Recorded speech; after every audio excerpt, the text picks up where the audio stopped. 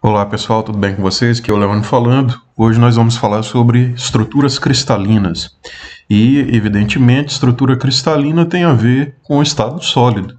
Então, nós todos estamos acostumados a estudar o estado sólido, líquido e gasoso, onde o estado sólido é caracterizado por uma maior proximidade e uma baixa liberdade para as espécies químicas constituintes desse material se deslocarem. Evidentemente que mesmo no estado sólido existe vibração.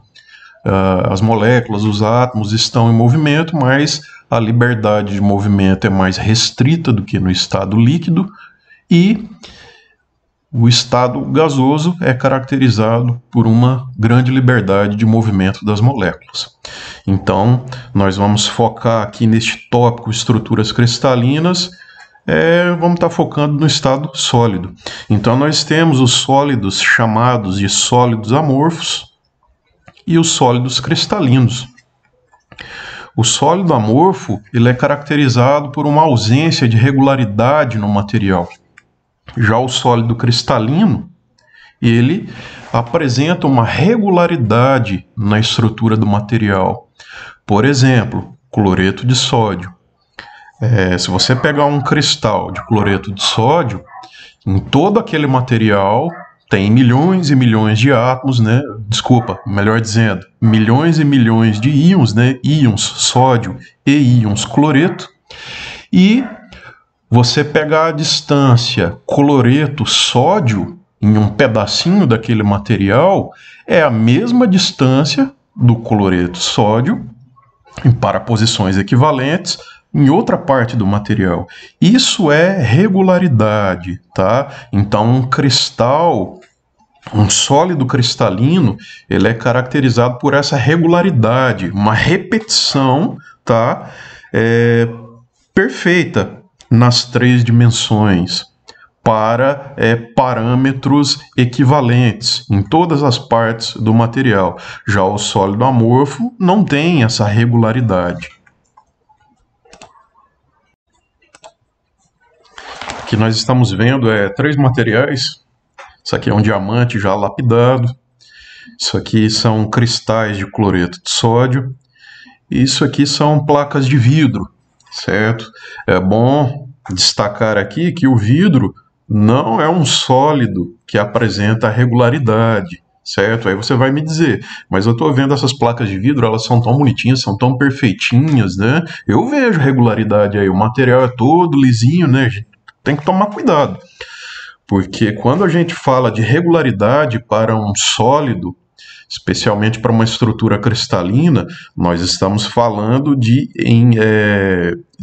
dimensões moleculares, dimensões atômicas. Então, você não vai ver a olho nu essa regularidade, certo? Então, é regularidade nos constituintes do material, lá na escala atômica, lá na escala molecular, tá?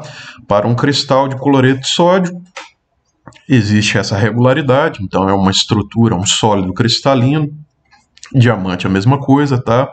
O vidro, ele não apresenta essa regularidade, de forma que a gente pode dizer que o vidro não apresenta uma estrutura cristalina bem definida. Ele, na verdade, é um sólido amorfo. Nós podemos classificar os cristais em iônicos, metálicos, covalentes, atômicos ou moleculares. Essa classificação ela se baseia no tipo de ligação química entre os átomos, entre as moléculas que constituem o material. O mais fácil de entender são os cristais iônicos. Então, o próprio material que eu estou mostrando aqui para vocês, que são cristais de cloreto de sódio, são cristais iônicos, certo? Porque esse material ele é constituído por íons. Então, nós temos ali íons sódio e íons cloreto. Então, a ligação química que se estabelece entre estas espécies constituintes que eu mencionei, íons sódio e íons cloreto, são ligações iônicas. Então, esses cristais são considerados cristais iônicos, certo? Então poderíamos citar aqui vários outros exemplos. Um cristal, por exemplo, de cloreto de cálcio, um cristal de nitrato de potássio, onde nós teríamos os íons nitrato, na verdade os ânions, né, nitrato, fazendo ligações iônicas com os íons potássio. Então nós teríamos também um cristal iônico. Cristais metálicos, também é tranquilo de entender, né? Nós sabemos que nos metais, esses metais são constituídos por átomos. E esses átomos fazem entre si ligações metálicas, certo? Então a ligação que vai se estabelecer entre as espécies químicas constituintes de um cristal metálico é a ligação metálica. Então, são cristais classificados como metálicos. E a gente já falou bastante sobre ligações metálicas, né?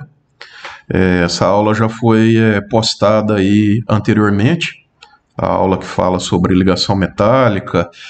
Falamos também da teoria do orbital molecular aplicada à ligação metálica. Então, são aulas bem completas que já foram postadas aí para vocês estarem acompanhando.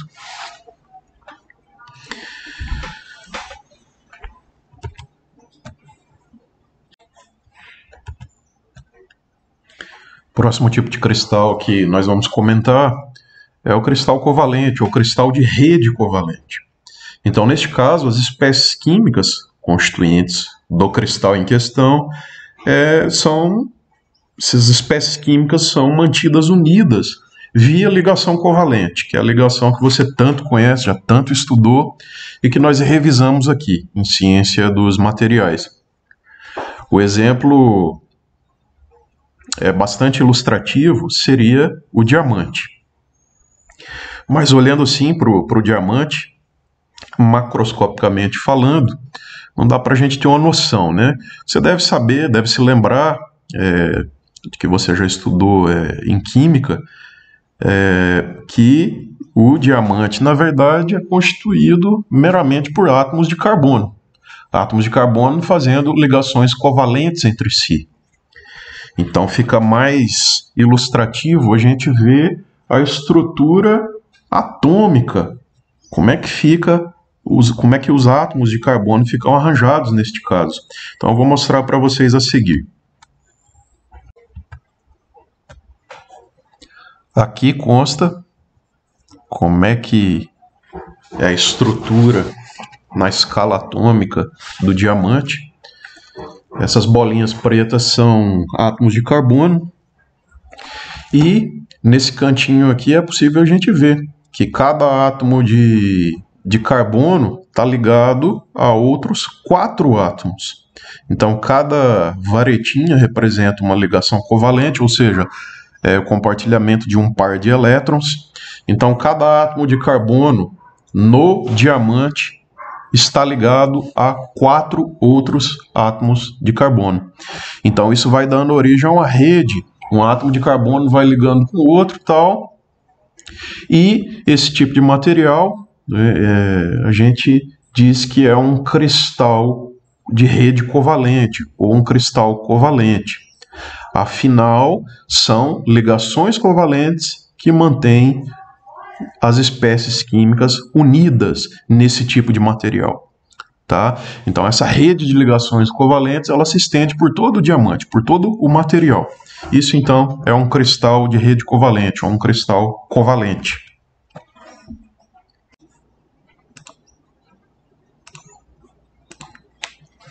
Então, pessoal, falta nós falarmos das estruturas cristalinas, mais precisamente, né, de tipos de cristais atômicos e moleculares. Você já deve ter percebido, né, que para a gente falar de tipo de cristal, a gente tem que analisar o tipo de ligação química que está mantendo os átomos ou as moléculas unidos ou unidas na rede cristalina do material. Então falta a gente falar dos cristais atômicos ou moleculares. Recapitulando, Cristais iônicos, a gente tem os íons, ligação iônica, melhor dizendo, ligações iônicas mantendo as espécies químicas na rede cristalina do material. No caso do cristal metálico, ligações metálicas e cristais covalentes ou cristal de rede covalente, também o pessoal fala dessa forma, tem a ver com a presença de ligações covalentes, compartilhamento de elétrons, mantendo as moléculas ou os átomos na rede cristalina do material. Agora, para esses cristais chamados atômicos ou moleculares, aí a gente tem que recordar um pouquinho das forças intermoleculares, que é um tópico que você estudou lá na química geral. Lembra? Força intermolecular do tipo dipolo-dipolo, dipolo induzido, dipolo permanente, dipolo induzido, não sei se você está lembrado desses termos aí. Isso tem a ver com forças intermoleculares, que são ligações entre moléculas ou mesmo entre átomos, mas são interações mais fracas. Não são tão fortes quanto as ligações iônicas, nem ligações covalentes. Acho que fica mais fácil a gente vir aqui para esse próximo slide. Eu tenho aqui 3 exemplos para mostrar para vocês. Nesse primeiro caso aqui, eu tenho a rede cristalina do argônio sólido. Isso mesmo, argônio, um gás nobre. Então, é desnecessário dizer que a temperatura tem que ser muito baixa, são condições especiais de pressão, de temperatura, para você conseguir convencer os átomos de argônio a ficarem no estado sólido. Afinal, são espécies químicas, o argônio, que a gente está lembrado que são substâncias no estado gasoso, na temperatura ambiente, né? E não é tão fácil assim convencer átomos de gases nobres ficar tão próximos uns dos outros, ou mesmo fazer ligações químicas com outros átomos. Enfim, cada ponto, cada bolinha azul aqui representa um átomo de argônio, tá? No estado sólido. Então aqui a gente tem a estrutura cristalina do argônio no estado sólido.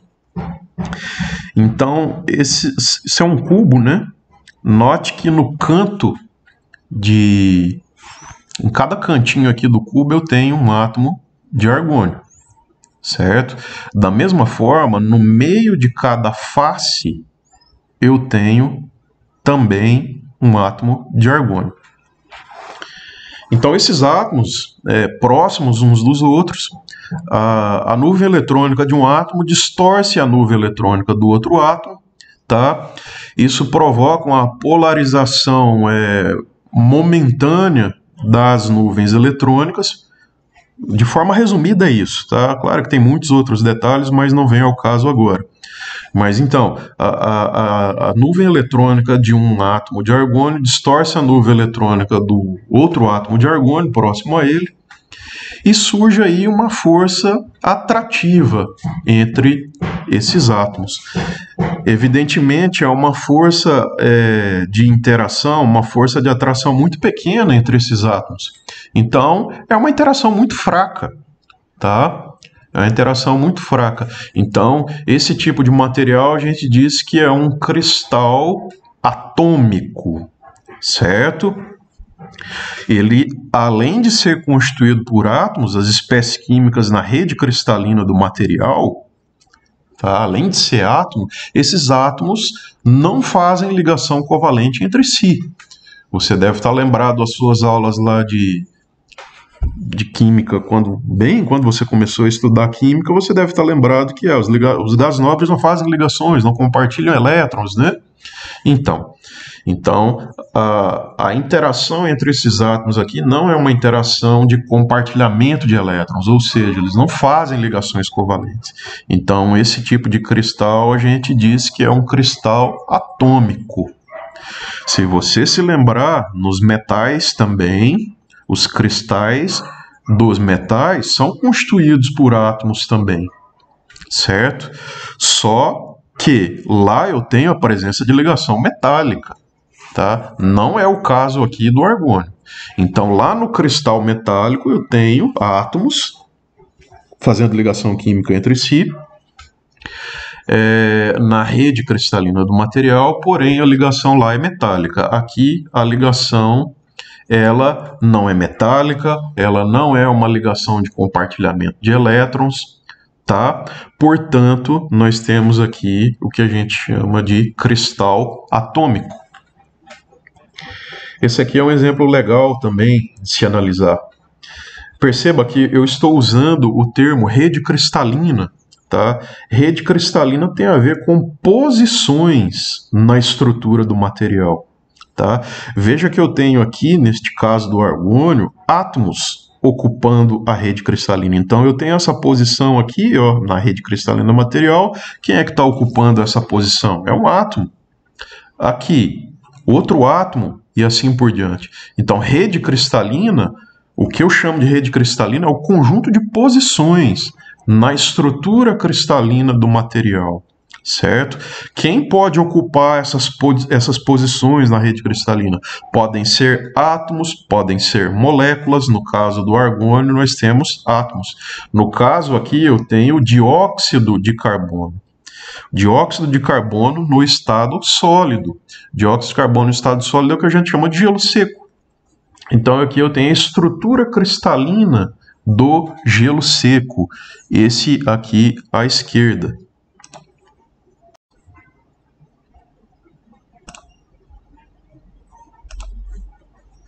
Então, aqui quem vai estar ocupando as posições na rede cristalina do gelo seco são moléculas de dióxido de carbono.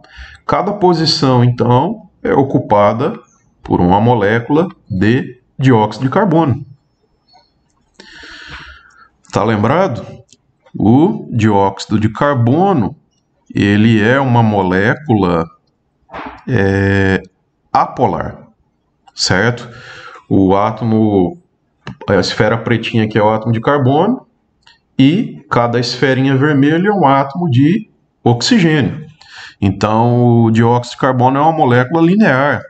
Então, nós vamos ter um vetor, momento de dipolo, certo? Apontando para o átomo mais eletronegativo, no caso, carbono e oxigênio. Quem é mais eletronegativo? O oxigênio. Então, um vetor, momento de dipolo, apontando, saindo do carbono, apontando para o oxigênio de lá. Um vetor, momento de dipolo, saindo do carbono aqui, apontando para o outro oxigênio. Esses vetores vão se cancelar. Afinal, um está apontando para lá e o outro para cá. A molécula é linear, esses vetores vão se cancelar. Nós vamos ter uma molécula que tem momento de dipolo resultante nulo. E moléculas com momento de dipolo resultante nulo são moléculas apolares, certo? Então, essas moléculas ocupando a rede cristalina do dióxido de carbono sólido são moléculas apolares. Então, uma molécula apolar interagindo com outra molécula apolar vizinha, você tem que essa interação ela é fraca, certo? Então, é uma interação fraca, não é uma interação de compartilhamento de elétron, não é uma ligação iônica, tá? Portanto, nós classificamos esse tipo de material, o cristal desse tipo de material, como um cristal molecular, certo? No caso do argônio era um cristal atômico, no caso do dióxido de carbono sólido é um cristal molecular, certo? Então essas moléculas de dióxido de carbono, elas interagem fracamente entre si, tá? É uma interação onde você não tem molécula polar neste caso. Então é uma interação fraca, é o que a gente chama de dipolo induzido. Tá? A nuvem eletrônica de uma molécula distorce a nuvem eletrônica da outra molécula, provocando um fraquíssimo momento de dipolo momentâneo e, consequentemente, essas moléculas vão interagir via este tipo de comportamento aí. Então, esse é um exemplo de um cristal molecular. Aqui eu tenho outro exemplo de cristal molecular. Isso aqui é a água, são moléculas d'água, certo? Diferente do dióxido de carbono, que é apolar, as moléculas d'água, elas são moléculas polares. Então, a molécula d'água tem um dipolo permanente, certo? Então, a parte negativa de uma molécula de água interage com a parte positiva da molécula d'água vizinha. Então, nós temos interação via dipolo permanente no caso do gelo, tá? Então, também é uma interação que não é uma ligação covalente, tá? Não é uma interação de compartilhamento de elétron entre as moléculas d'água, portanto, esse tipo de material a gente classifica ele como cristal molecular. Ok? Então vimos agora cristal atômico, exemplo argônio, e cristais moleculares. Dois exemplos: dióxido de carbono sólido e água sólida.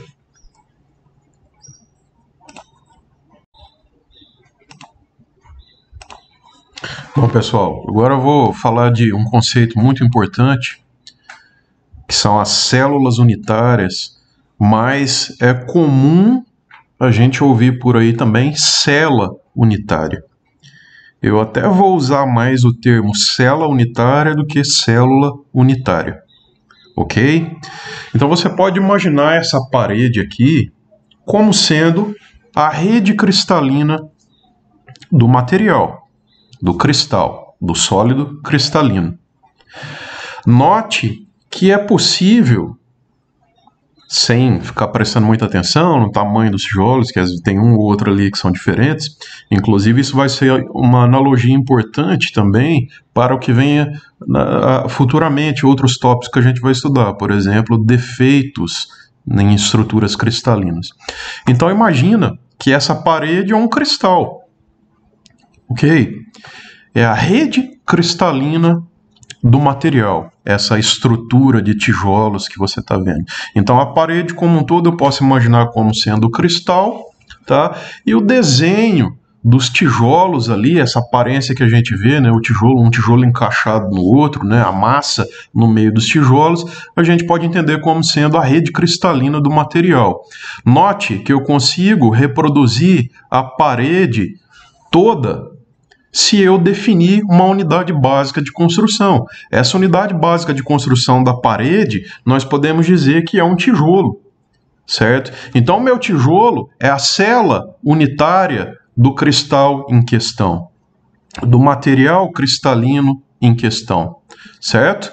Então, o nosso bloquinho básico de construção para os cristais é o que a gente chama de célula unitária ou célula unitária. Se eu pegar a célula unitária e replicar ela nas 3 dimensões, eu consigo reproduzir o cristal inteiro, tá? Então, célula unitária é a menor parte que reproduz o material como um todo, por simples replicação nas 3 dimensões.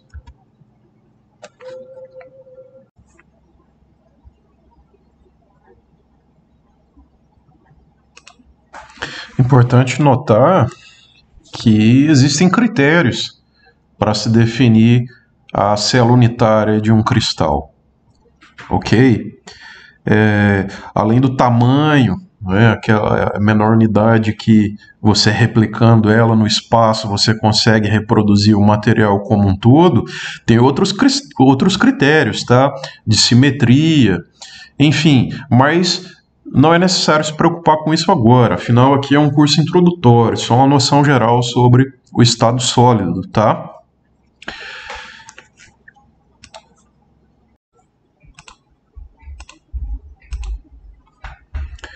Usualmente, pessoal, as células unitárias, elas são paralelepípedos. Acho que falei certo, né? Portanto, tem 6 lados. É isso? 2 em cima, 2 do lado, 2 na frente e 1 atrás. Isso. São 6 lados, tá? E esses... Desculpa, 6 lados não, são 6 faces, né? Isso. Como um cubo, né? Um cubo é um paralelepípedo. São 6 faces, certo? E essas faces são paralelogramos, ou seja, os lados opostos destas faces são paralelos entre si, ok? Então, o tamanho das arestas dessas faces é o que determina a gente classificar as células unitárias. Então, nós vamos usar como referência esses 3 eixos. Em química física do estado sólido, a gente usa o A, B e C, tá? Então, o tamanho, sendo que cada eixo aqui representa o tamanho de uma aresta, certo? E a relação entre o tamanho dessas arestas e o ângulo entre elas é o que permite a gente classificar as células unitárias em diferentes tipos. Então, aqui eu tenho uma tabela que mostra exatamente isso. Então, nós temos a classificação conhecida como sistemas cristalinos. E esses sistemas cristalinos, eles são 7, se não falha a memória. 1, 2, 3, 4, 5, 6, 7. Isso. São 7 sistemas cristalinos conhecidos. Então, todo o material cristalino, tudo que é tipo de cristal que você possa imaginar, você consegue colocar eles dentro desses 7 sistemas cristalinos. Claro que isso aqui tem ramificação, né? O sistema cristalino cúbico, por exemplo, aí tem vários tipos de sistema cristalino cúbico, vários tipos de sistema cristalino tetragonal e por aí vai, tá? Mas enfim, vamos dar uma olhada aqui, ó. O sistema cristalino cúbico, ele tem, evidentemente, todas as arestas com o mesmo comprimento. Lembra? O A, o B e o C são iguais. Por isso é um cubo, né? Então, o sistema cristalino cúbico, todas as arestas são iguais, né? O comprimento dessas arestas representados aqui por esses 3 eixos, como nós comentamos anteriormente. E o ângulo entre estes eixos, essas arestas, é igual a 90 graus. Todos os ângulos iguais e todas as arestas iguais. Estamos falando de quem? De células unitárias, tá?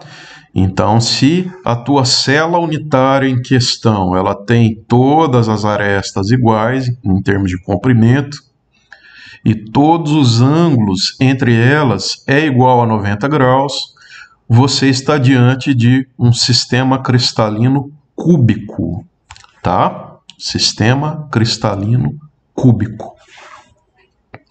Se o A é igual ao B, porém diferente de C, ainda que todos os ângulos sejam iguais a 90 graus, você tem o sistema cristalino tetragonal. E por aí vai. Aí você tem o sistema cristalino ortorrômbico, tá? Que todas as arestas são diferentes, ainda que todos os ângulos são iguais a 90 graus. Você tem o sistema cristalino monoclínico, você tem o sistema cristalino triclínico, sistema cristalino hexagonal, sistema cristalino trigonal ou romboédrico, tá?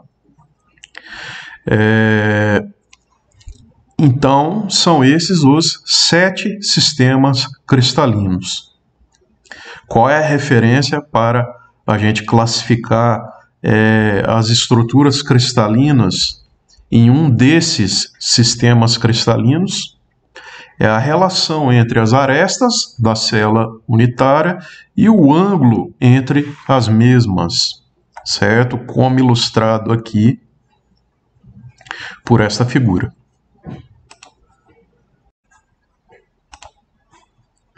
Nós vamos falar mais das células unitárias cúbicas.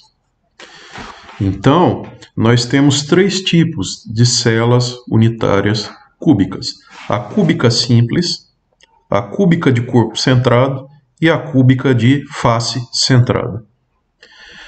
Lembra do parâmetro Azinho de célula unitária, que é aquele eixozinho, aquele vetorzinho que dá o tamanho da aresta. Então, se você tem uma célula unitária cúbica, certo? Todas as arestas são iguais. O A igual ao B igual a C. O autor colocou aqui tudo Azinho, já que A igual a B igual a C. Então, essa é a célula unitária cúbica simples. Ela só tem pontos na rede nos vértices da célula unitária. Lembrando, quem é que vai ocupar esses pontos de rede aqui? Isso aqui é parte, né, da nossa rede cristalina. Então, quem é que vai ocupar esses pontos de rede? Podem ser átomos, podem ser moléculas, depende do cristal em questão, depende da substância em questão. Se a substância em questão for constituída apenas por átomos, então nós vamos ter que os pontos aqui serão ocupados por átomos. Se for moléculas, daí moléculas, e assim por diante. Nós temos a célula unitária cúbica de corpo centrado. Note que além de nós termos pontos para a rede nos vértices, nós temos um ponto a ser ocupado na rede cristalina, lá no meio, lá no centro da célula unitária.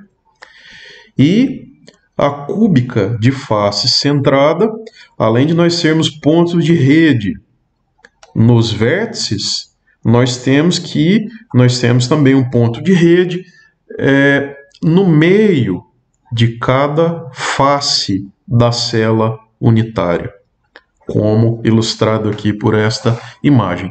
Então, essas são aí os 3 tipos de células unitárias cúbicas: a cúbica simples, a cúbica de corpo centrado e a cúbica de face centrada.